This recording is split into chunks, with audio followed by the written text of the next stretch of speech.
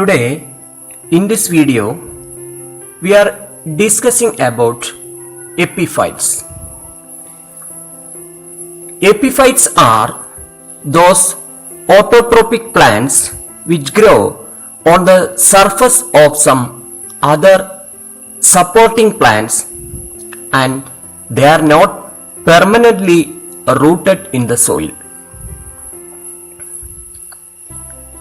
As they are autotrophic in nutrition, they manufacture their own food from water and CO2 in the presence of sunlight by photosynthesis. Epiphytes differ from parasitic plants because they do not derive nutrients and water from the living parts of the supporting plants. Epiphytes in the real sense of term are not permanently rooted in the soil. Epiphytes are also called aerophytes or air plants. The epiphytes depend directly for their water supply on rains, atmospheric moisture, snow and dew. They develop certain structural adaptations for water storage and for reducing excessive water loss.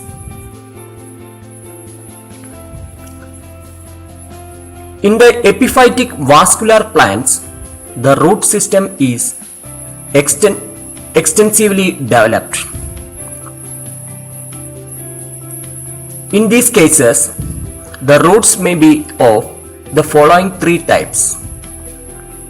One is normal absorbing roots.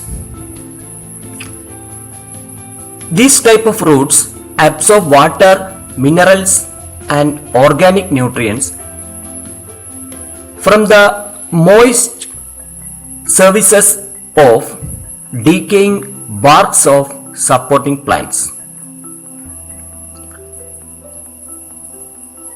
Clinging roots fix the epiphytes on the surface of the supporting object firmly and also absorb nutrients from the humus and dust that are accumulated on the surface of the bark.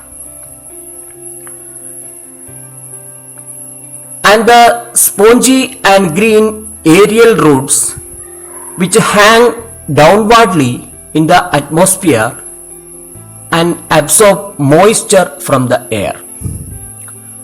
These roots can photosynthesize in light because of the presence of green color in them. In some epiphytes, the roots collect on their surface good amount of dust that holds water which will finally be absorbed by the roots. Stem in epiphytic vascular plants may or may not be extensively developed. Some epiphytes develop succulents in their stems and become pseudobulbous or tuberous. The majority of epiphytes show considerable reduction in leaf number also. Some orchids develop only a single leaf in a growing season. The fruits and seeds are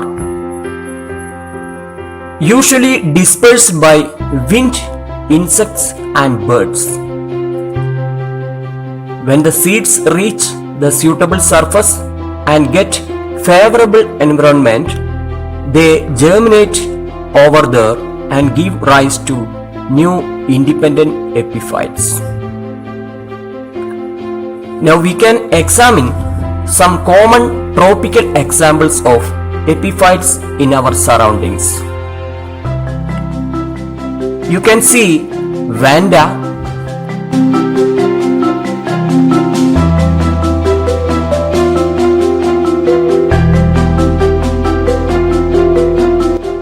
different kinds of orchids,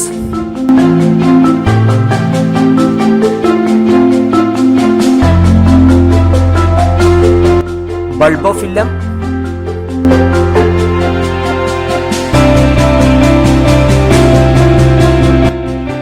dragon scale fern,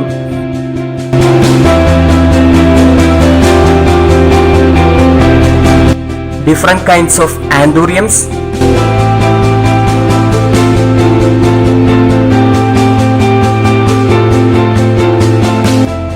Drainaria, Ferneria, Cattleya,